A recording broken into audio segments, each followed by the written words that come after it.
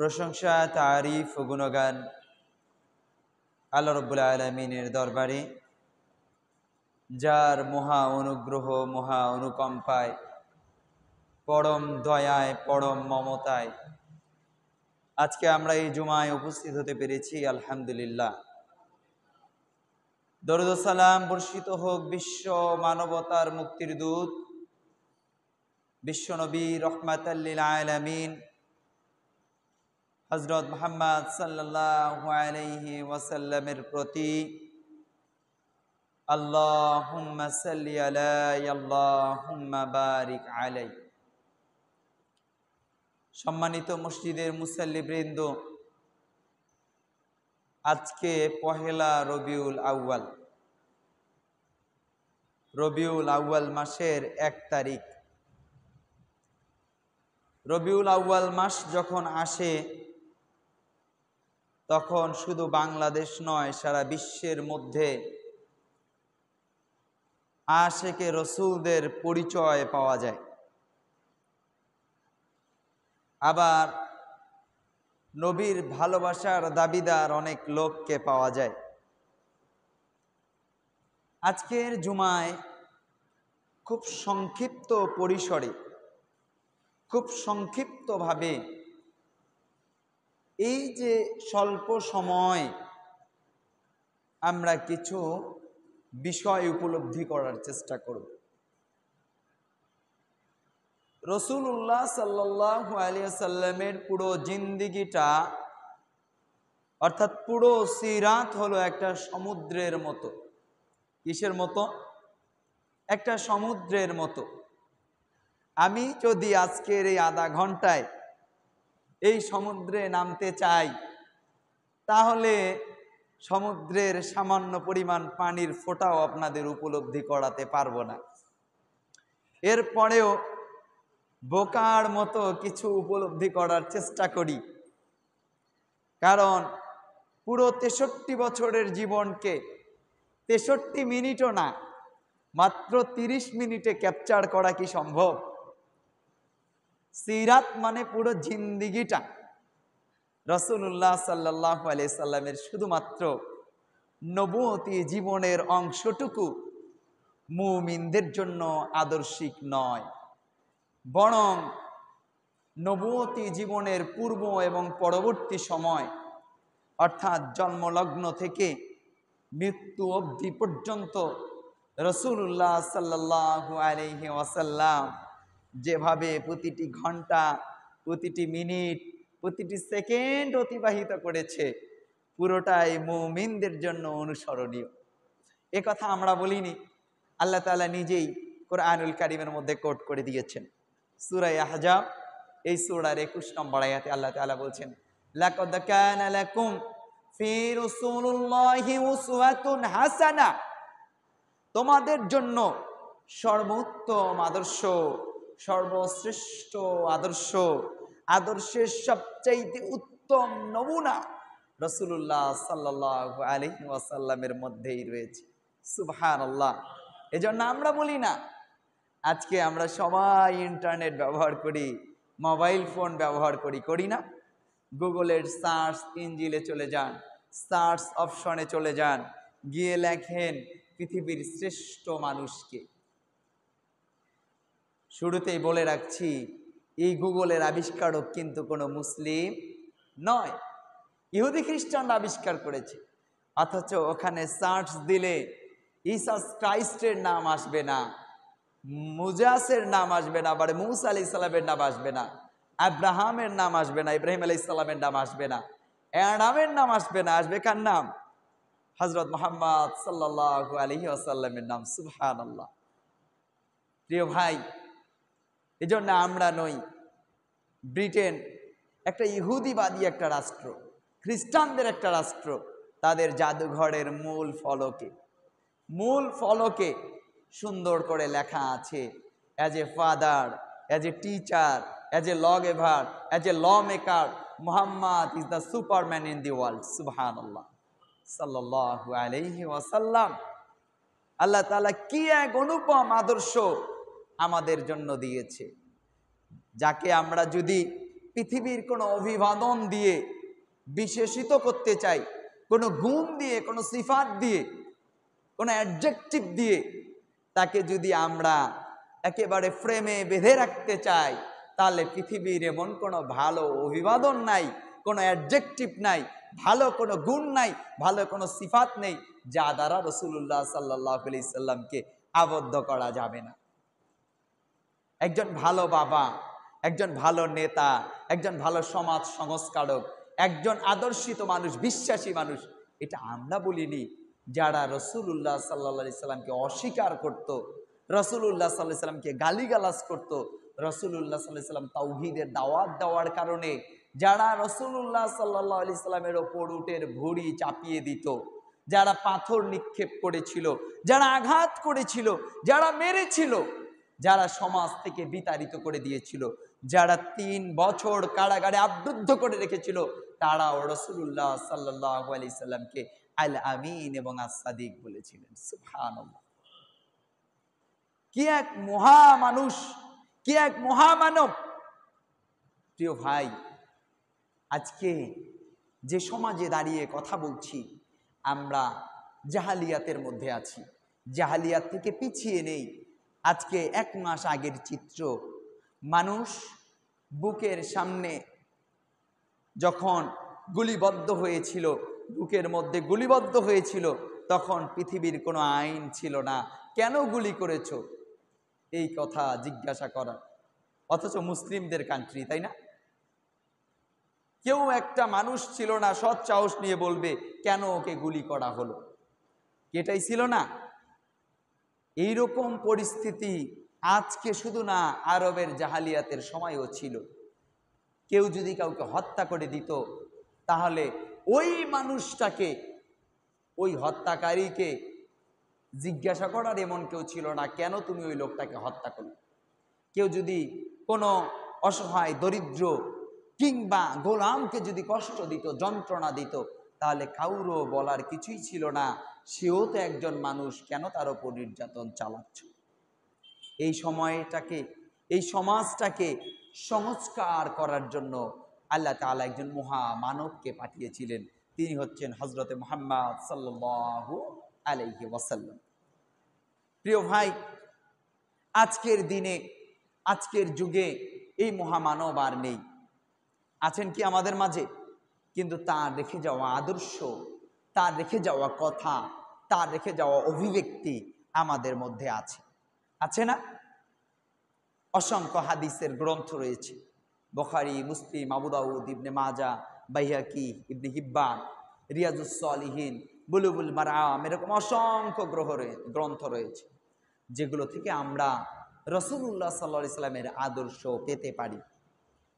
তাই এই যে চরম ক্রান্তি লগ্ন, যে সময়ে মানুষ নিজের অধিকার থেকে বঞ্চিত, মানুষ নিজের অধিকারের কথা বলতে পারে না, নিজের শিক্ষার কথা বলতে পারে না, নিজের পরিবারকে সংস্কার করতে পারছে না, যে সময়ে মানুষ জাহালিয়াতের মতো আজও সন্তানদেরকে হত্যা করে না?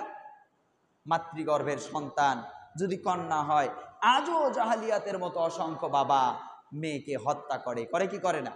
তাহলে এই জাহালিয়াতকে আবারও যদি সোনার যুগে ফিরিয়ে নিতে চাই, স্বর্ণ অক্ষরে লিখিত সেই সমাজে যদি আবার ফিরে নিয়ে যেতে চাই, আবার যদি ওমরের খেলাফত পুনরুজ্জীবিত করতে চাই, হযরত আবু বকর সিদ্দিকের খেলাফত প্রতিষ্ঠিত করতে চাই, আবার যদি সেই ওমর ইবনে আব্দুল আজিজের মতো ব্যক্তিকে ফেরত নিয়ে আসতে চাই, তাহলে আমাদেরকে আবারও ফিরে যেতে হবে 1450 বছর আগের সেই আদর্শিক মহামানবের কাছে। কেমন ছিলেন তিনি? ছোটদের ক্ষেত্রে এত কোমল ছিল।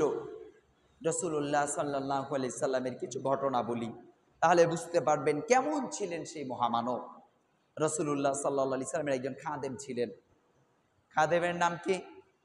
মুআজ রাদিয়াল্লাহু তাআলা আনহু।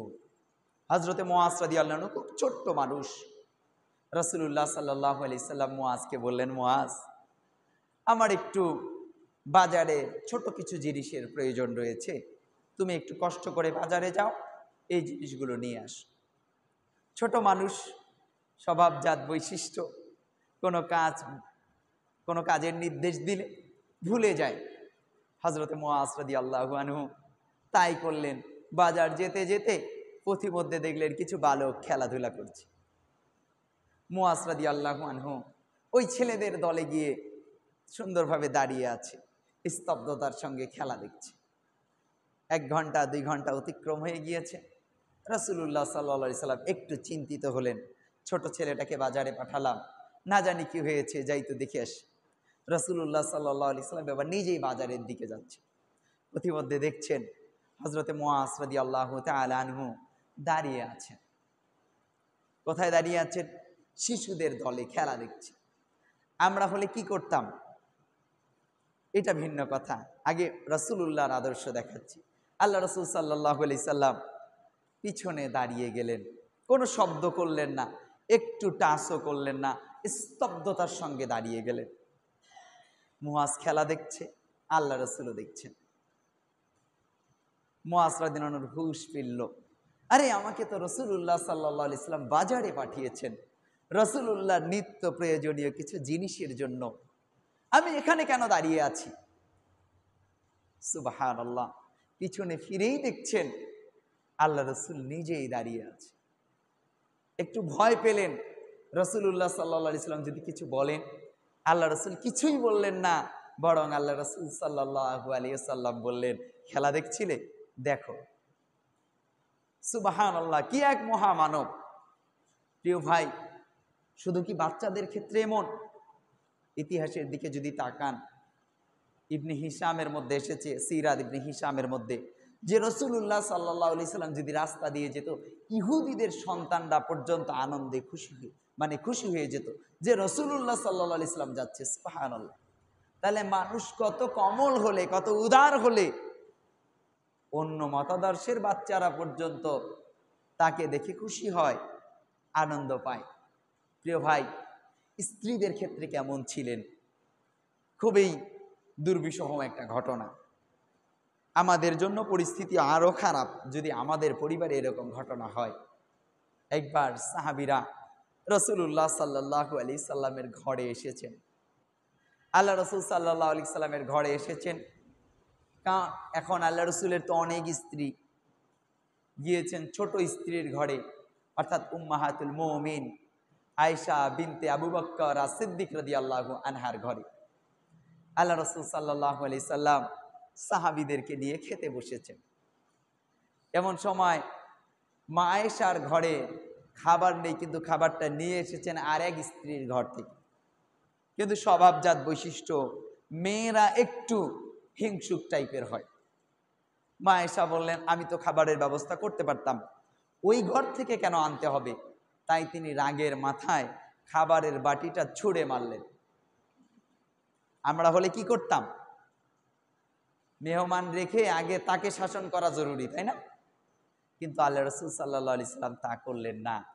খাবারের বাটিটাতে সুন্দর করে সমস্ত খাবার তুলে নিলেন। নিতে নিতে হাসতে হাসতে বললেন, তোমাদের মা রাগ করেছেন, তাই এরকম আচরণ হয়েছে, তোমরা কেউ কিছু মনে করিও না। সুবহানাল্লাহ। এ কি সাধারণ কোনো মানুষের ব্যাপারে সম্ভব?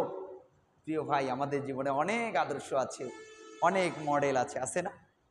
কিন্তু সমস্ত আদর্শ, সমস্ত মডেলকে যদি দাঁড় করাই, আমরা যত কথা বলি, যত আদর্শিক মানুষ আছে, আমি নিজেও বলি, আমরা যা বলি আমরা কি তা পালন করি? কি তা পালন? কিন্তু একজন আদর্শিক মানুষ, যিনি তার জবান দিয়ে যা বলেছেন তার শতভাগ আমল করেছেন। সুবহানাল্লাহ। অপরিচিত মানুষদের সঙ্গে রাসূলুল্লাহ সাল্লাল্লাহু আলাইহি সাল্লামের আচরণও অত্যাধিক কোমল ছিল। রাসূলুল্লাহ সাল্লাল্লাহু আলাইহি সাল্লাম যখন মক্কার মসনদে বসা, মক্কা বিজয়ের পরবর্তী কথা, একজন আগন্তুক ব্যক্তি এসেছেন একেবারে গ্রাম থেকে, যাকে রাসূলুল্লাহ সাল্লাল্লাহু আলাইহি সাল্লাম চিনতেন না। এসে আল্লাহ রাসূল সাল্লাল্লাহু আলাইহি সাল্লামকে পিছন থেকে ডাকছেন। কি বলে ডাকছেন? হে মুহাম্মদ সাল্লাল্লাহু আলাইহি সাল্লাম। তিনি কিন্তু সাল্লাল্লাহু আলাইহি সাল্লাম বলেননি, তিনি কি বলেছেন? শুধু হে মুহাম্মদ। বলে আল্লাহ রসুলের গলায় একটা চাদর ছিল, যে চাদরটা অত্যন্ত মোটা ছিল, টান দিয়েছেন। রসুল্লাহ সাল্লাহ সাল্লামের গলার কিছু অংশ চামড়া ছুলে গেছে। শক্ত কোনো কিছু টান দিলে গায়ে লাগার কথা না। তো রসুল্লাহ সাল্লাহ সাল্লাম পিছনে তাকালেন, সাহাবীরাও আছেন উপস্থিত। আল্লাহ রসুল সাল্লাহ সাল্লাম পিছনে তাকানোর সময় ঘটনার রাবি যিনি হাদিস বর্ণনা করছেন তিনি বলছেন, ফাদহিকাত, আল্লাহ নবী সাল্লাল্লাহু আলাইহি ওয়াসাল্লাম হেসে তাকালেন। সুবহানাল্লাহ। একজন অপরিচিত মানুষ নাম ধরে ডাকছে, পিছন দিক থেকে টান দিয়েছে, আঘাত পেয়েছে। জেনাকে টান দিয়েছেন তিনি তখন মক্কার অধিপতি, মক্কার ক্ষমতাসীন। সুবহানাল্লাহ। অথচ তিনি পিছনে তাকানোর সময় কি করলেন?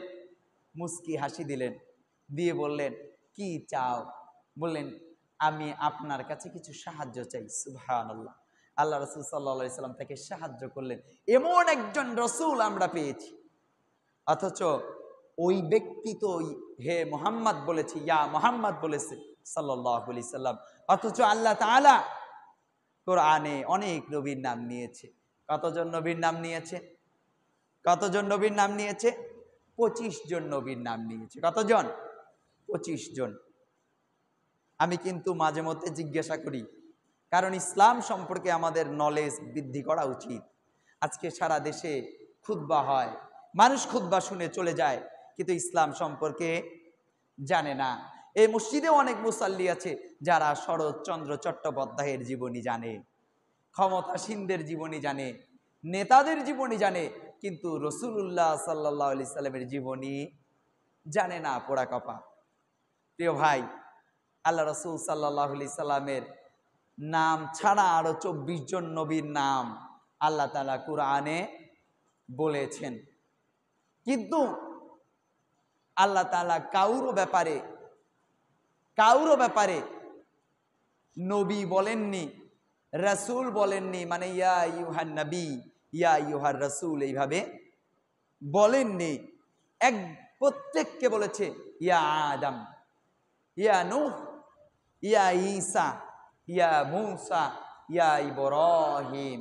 ইব্রাহিম আলাইহিস সালামের মতো শ্রেষ্ঠ কোনো ব্যক্তি আছে? আবুল আম্বিয়া, অনেক নবীর পিতা। এরপরেও আল্লাহ তাআলা তাকে বলেছেন ইয়া ইব্রাহিম। বলেন নাই? আমরা কুরবানির আয়াত পড়ার সময় বলেছিলাম না, ইয়া ইব্রাহিম কদ সাদ্দাকতারু ইয়া ইব্রাহিম। আল্লাহ এখানে কি বলেছেন? ইয়া ইব্রাহিম।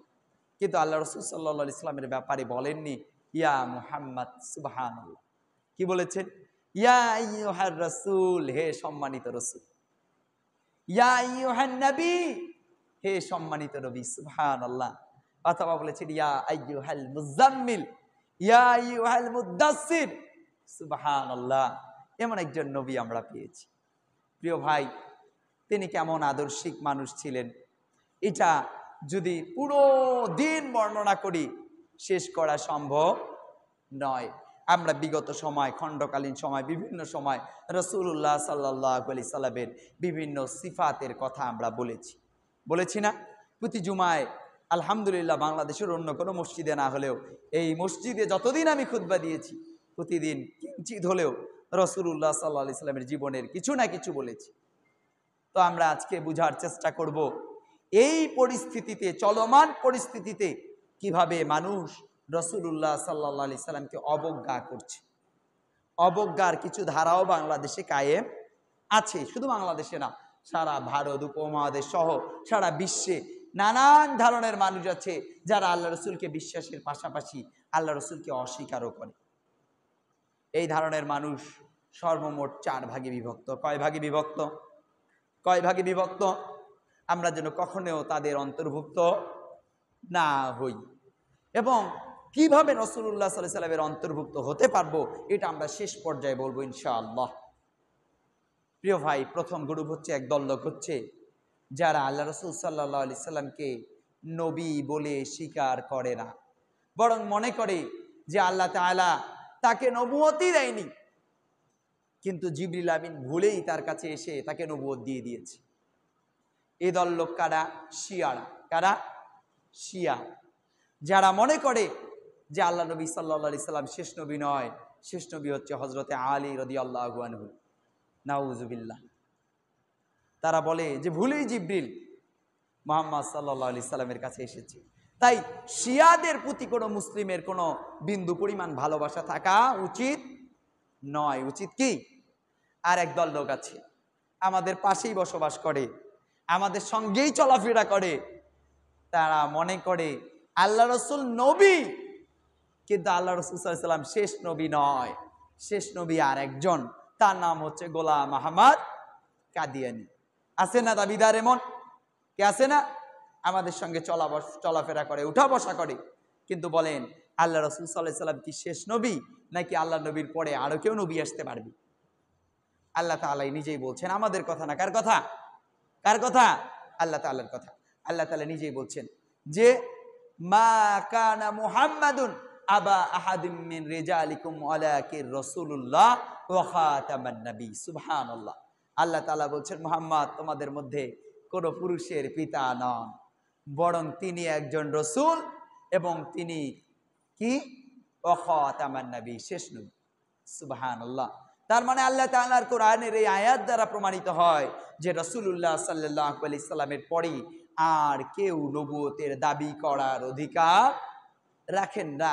আরেকটা কথা, আল্লাহ রাসূল সাল্লাল্লাহু আলাইহি সাল্লামের নিজের ভাষ্য, আল্লাহ রাসূল সাল্লাল্লাহু আলাইহি সাল্লাম বলেছেন আমার পরে যদি কাউকে আল্লাহ তাআলা নবুয়ত দিত তাহলে লাকানা উমর, তাহলে উমর নবী হতো।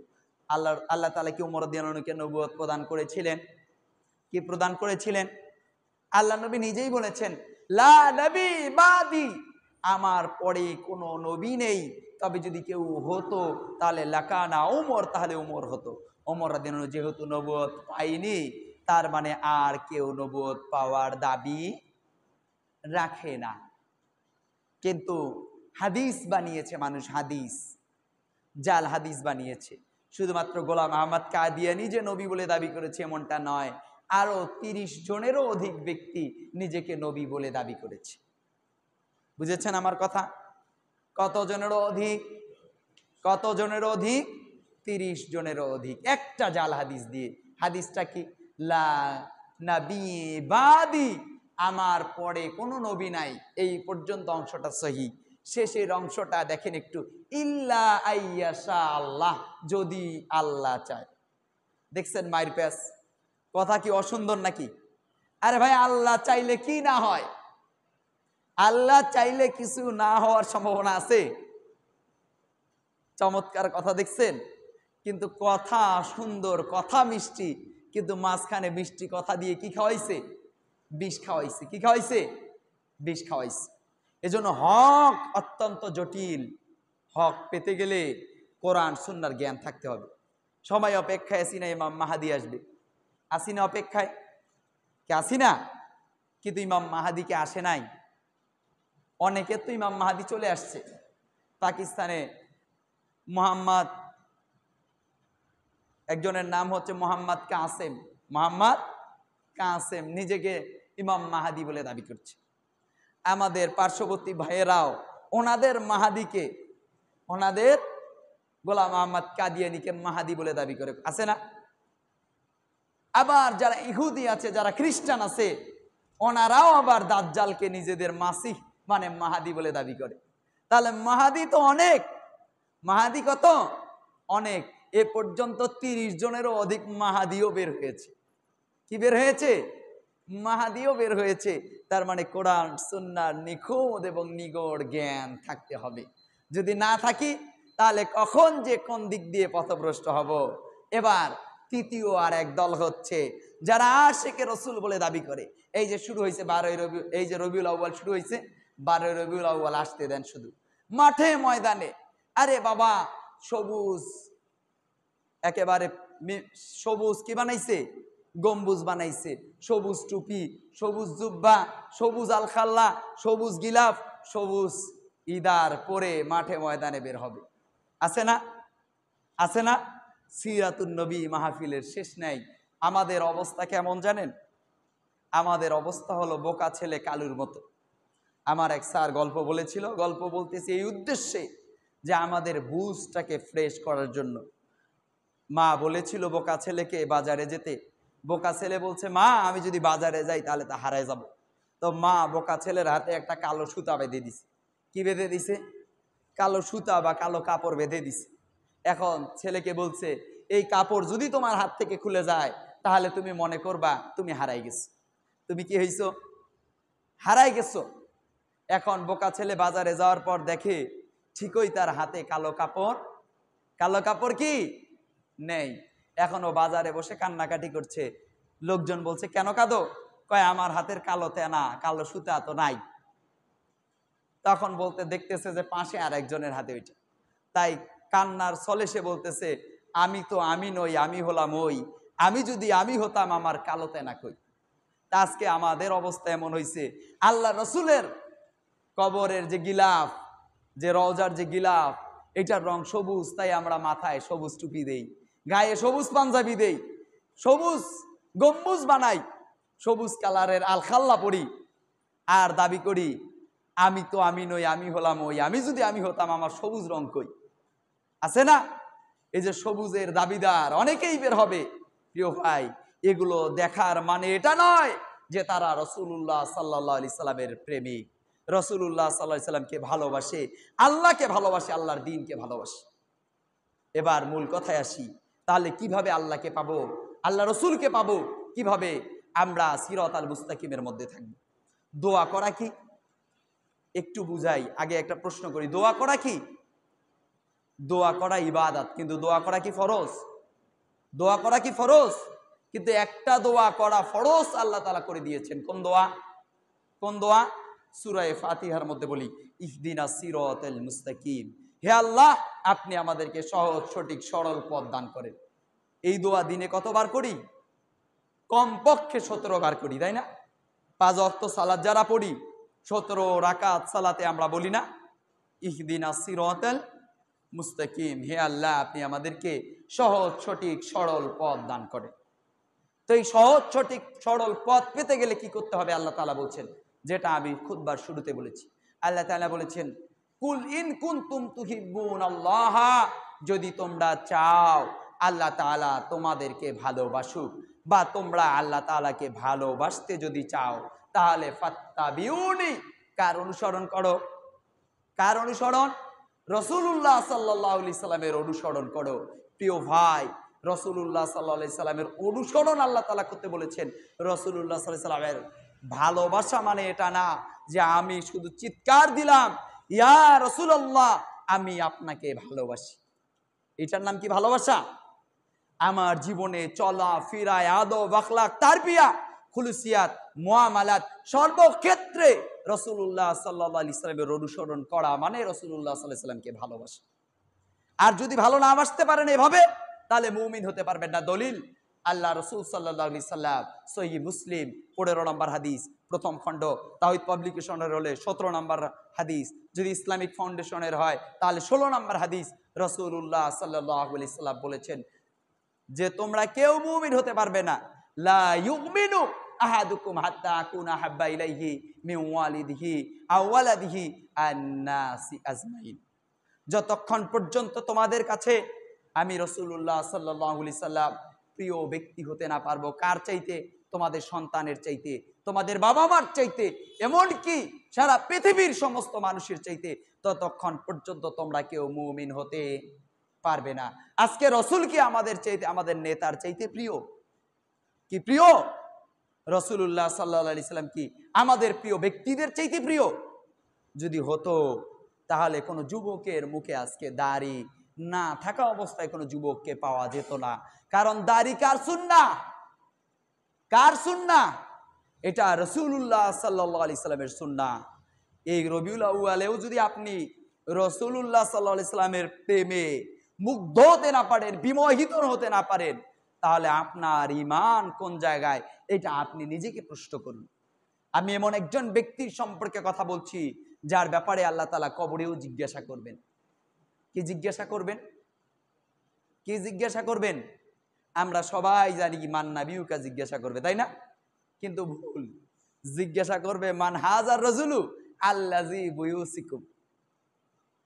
আমাদের দেশে প্রচলিত অনেক গল্প আছে, অনেক ভুল আছে। তার মধ্যে একটা ভুল হচ্ছে, আমাদেরকে কবরে জিজ্ঞাসা করা হবে মান নাবিয়ুকা, কিন্তু জিজ্ঞাসা কি করা হবে? মান হাজার রাজুলু আল্লাজি বুয়ুসিকুম, ওই ব্যক্তিটাকে যাকে তোমার কাছে প্রেরণ করা হয়েছিল। বুঝেছেন আমার কথা? বুঝেছেন? ক্লিয়ার? তাহলে জিজ্ঞাসা করবে কি কবরে? কি জিজ্ঞাসা করবে? মান হাজার রাজুলু আল্লাজি বুয়ুসিকুম, ওই ব্যক্তিটাকে যাকে আপনার কাছে প্রেরণ করা হয়েছিল। ওইটা কি বঙ্গবন্ধু শেখ মুজিবুর রহমান, জিয়াউর রহমান সাহেব? ওইটা কি জামাতের গোলাম আজম সাহেব? কে ভাই? নাকি ওটা কওমি অঙ্গনের আজিজুল হক রহিমাহুল্লাহ আলাইহি? কে? আল্লাহ রসুল সাল্লাল্লাহু আলাইহি সাল্লাম। কিন্তু আমাদের দৌড় কোন পর্যন্ত? আমাদের মিছিলে কার কথা আসে? ভয় নাই, আমরা মাঠে আছি। কার জন্য মাঠে আছেন? রসুলের জন্য, আল্লাহর জন্য? ভাই পুরো জিন্দিগি আল্লাহর জন্য। আজকে ইসলামকে বাদ দিয়ে, শরিয়াকে বাদ দিয়ে নিজের মতো করে চলি। ইসলাম বলল খেলাফতের কথা, আমি গণতন্ত্রের দিকে যাই। আগামীতে বুঝবেন গণতন্ত্র কত খারাপ। আগামী খুতবায় যদি বেঁচে থাকি ইনশাল্লাহ, গণতন্ত্র একটা ধর্মের নাম, এটা কোনো মতাদর্শ, এটা শুধুমাত্র একটা বিধান না, এটা আইন না, শুধুমাত্র একটা ভোট কেন্দ্রিক একটা নিয়ম না, এটা একটা ধর্ম। মানুষ পৃথিবীতে অনেক ধর্ম বানিয়েছে, এর মধ্যে গণতন্ত্র একটা। আর ইসলামের জন্য একটা বিধানই দিয়েছে, যেটার নাম কি? যেটার নাম কি? কি নাম? খেলাফত। এটার নাম কি? কয়জন জানি? জানি কি আমরা? সবাই তো রাসূলুল্লাহ সাল্লাল্লাহু আলাইহি সাল্লামের উম্মত। সবার মাথায় বোকাবুজ আছে যে আমি মারা গেলে রাসূলুল্লাহ সাল্লাল্লাহু আলাইহি সাল্লাম আমার জন্য সাফায়াত করবে। সাফায়াত করবে কোন আইডেন্টিটিতে? কোন পরিচয়ে আপনার জন্য সাফায়াত করবে বলেন? আপনি দাবি করছেন আমি আইনের লোক, প্রশাসনের লোক, তাহলে আপনার একটা আইডি কার্ড থাকতে হবে। কি থাকতে হবে? আইডি কার্ড থাকতে হবে। আপনি দাবি করছেন আপনি বাংলাদেশি, তাহলে আপনার ন্যাশনাল আইডি কার্ড থাকবে। ন্যাশনাল আইডি কার্ড না থাকলেও বার্থডে সনদ থাকবে তো, জন্ম সনদ থাকবে তো, কি থাকবে না? কিন্তু মুসলমান দাবি করছেন, এটা কোন সনদের ভিত্তিতে? কোন সনদ ভাই? শুধুমাত্র সংসদ ভবনে দাঁড়িয়ে বললাম দেশ চলবে মদিনার সনদ অনুসারে, কিন্তু সনদের সও নাই, মদিনার মও নাই। এটা কি মদিনা সনদ হইল? কি বলেন? আমার কথা বুঝছেন প্রিয় ভাই? এজন্য বলি সর্বক্ষেত্রে কার আদর্শ কায়েম থাকতে হবে? আল্লাহ রসুল সাল্লাল্লাহু আলাইহি সাল্লামের আদর্শ কায়েম থাকতে হবে। যদি না মানতে পারেন তাহলে নিজের পরিচয়টা দয়া করে মুসলমানের দিয়েন না। দয়া করে কিসের দিয়েন না? কিসের দিয়েন না? মুসলমানের দিয়েন না। আমরা কি মানতে পারি? মুসলমান মানে এইটুকু না যে আমার নামের সামনে মোহাম্মদ আর নামের শেষে কি? নামের শেষের অংশটা কি? ইসলাম। এটা কি মুসলমান? এটা মুসলমান? যদি এইটা হতো, আল্লাহ নবীর বাপের নাম কি ছিল? আব্দুল্লাহ ছিল, মানে কি জানেন? আল্লাহর বান্দা। আল্লাহ নবীর দাদার নাম কি ছিল? কি ছিল? আব্দুল মুত্তালেব। মুত্তালেব কার নাম? আল্লাহ তাআলার নাম। বুঝেছেন আমার কথা? আরবের যাদেরকে কাফের বলেন, যাদের নাম দিলে টিটকারি মারেন, তারাও আল্লাহ তাআলাকে বিশ্বাস করত, কিন্তু আপনার আমার মতো করে বিশ্বাস করত। আল্লাহ তাআলা বলছেন ওয়াইন সাআলতা, যদি আপনি তাদেরকে জিজ্ঞাসা করেন মান খালাকাস সামাওয়াতি ওয়াল আরদ, আসমান এবং জমিন কে সৃষ্টি করেছে, তারা বলতো সাইয়াকুলুন আল্লাহ। কে সৃষ্টি করেছে? কে সৃষ্টি করেছে? আল্লাহ তাআলা সৃষ্টি করেছে। তা আমরাও কি এরকম বিশ্বাস করি না? করি তো এরকম। তাহলে প্রিয় ভাই, ইমানের জায়গাটাকে নিজের মতো করে ঠিক না করে আল্লাহর দ্বীন, আসহাবে আজমাইনদের বুঝ, রাসূলুল্লাহ সাল্লাল্লাহু আলাইহি সাল্লামের আদর্শ অনুসারে ঠিক করি। আল্লাহ তাআলা আমাদেরকে এই তৌফিক দান করুন। আল্লাহুম্মা আমিন।